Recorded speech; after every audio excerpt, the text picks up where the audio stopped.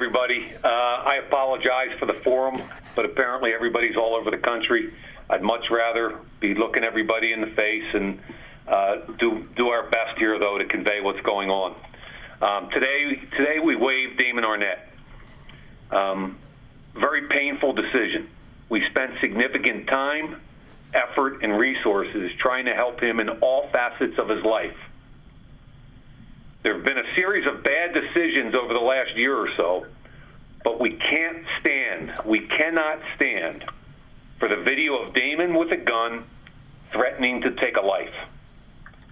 The content was unacceptable. Contrary to our values, and our owner, Mark Davis, has been very clear and very consistent that this is not how we will conduct ourselves in this community. The bottom line, the Raiders will not tolerate this type of behavior. On a personal note, I've talked to Damon, his dad, a couple others in his life. From my perspective, he's a very talented young man with a good heart. If he cleans up his life, I know he can make a living in the NFL, but not now with the Raiders. Having said all that, we're going to open it up for a couple of questions, and then we're going to get back to business.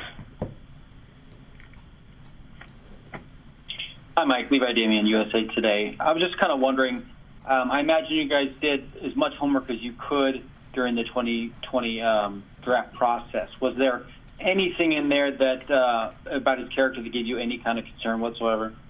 Yeah, there was significant concern, and most of the teams around the league were very aware of it.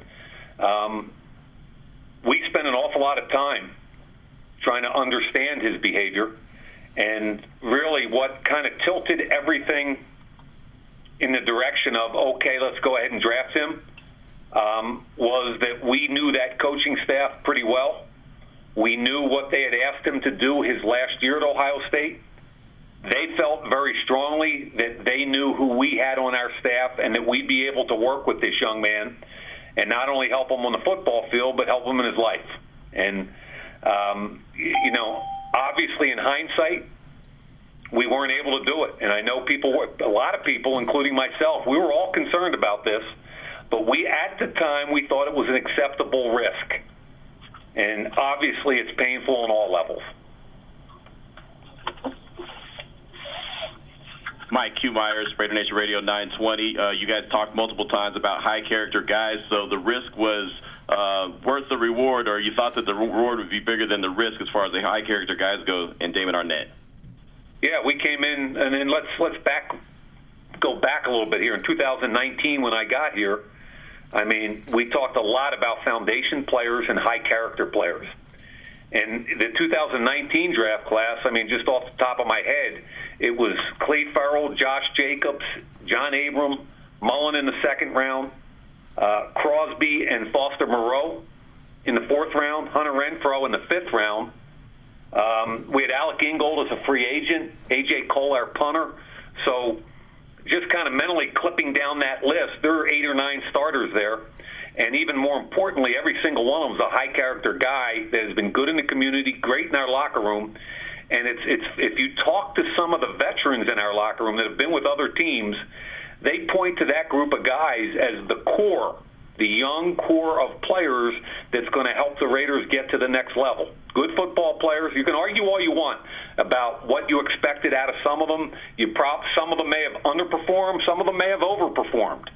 But the bottom line is we've got a really good group of young core veterans that are excited about being Raiders.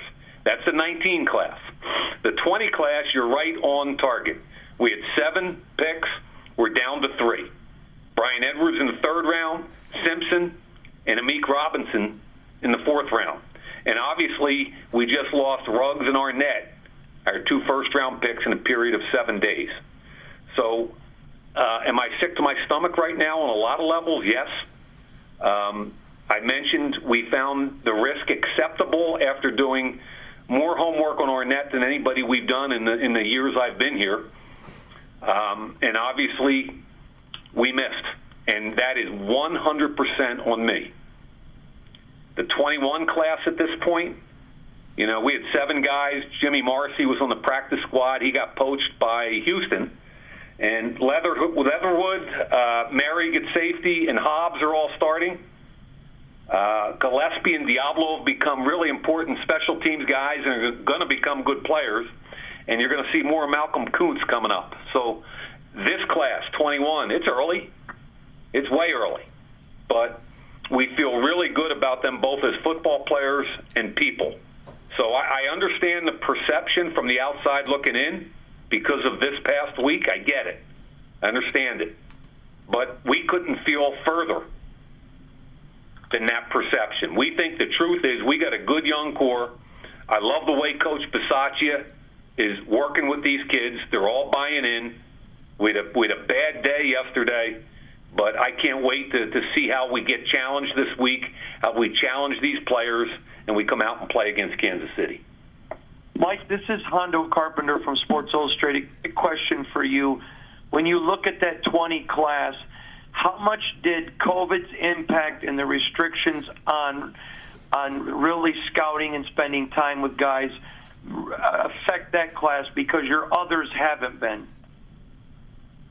I mean, I hated all the Zoom calls and the lack of personal interaction. However, all 32 teams dealt with the same situation, and there can be no excuses. So was it frustrating and difficult? Hell yeah, but it was all 32 teams. Like I said, Josh, do you need, as an organization, do you need to reassess how you weigh character in the draft, or do you believe the 2020 is just a one-year blip? Well, I mean, Josh, I think I just went through the 3 years I've been, and I don't want to call it a blip. It's significant. But I think in 19 and 21, we've done a heck of a job, both with football players and character, and we're going to continue to be consistent with that. I've had several conversations with the owner. I know how I feel in my heart of hearts, and it's just as important to me that these guys are good people in this community as it is that they're good football players. Mr. Mayock, thinking about Levi Edwards with Raiders.com, do you believe that being in Las Vegas for a young player, do you think that's a little harder to, be able to manage and discipline, or do you believe that where a city, where a player is in any city, it doesn't matter, they have to stay disciplined no matter what? There's always conversations about different players and what their quote fit is in a community.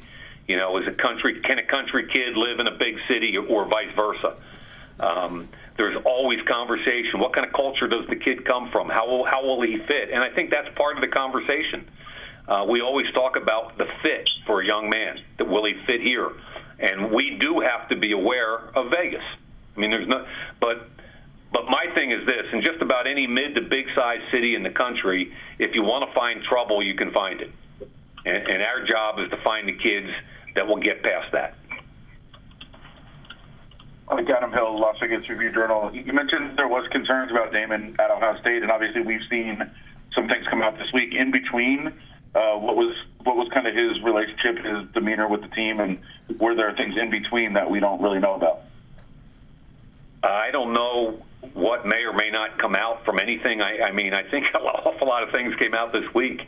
What I do know is that when he got here in 2020, obviously coming through COVID, he got hurt with a couple different situations his rookie year. He ended up losing weight. He had some nutrition issues. I mean, it was a tough year last year in 2020 for a lot of guys around the league. So no excuses.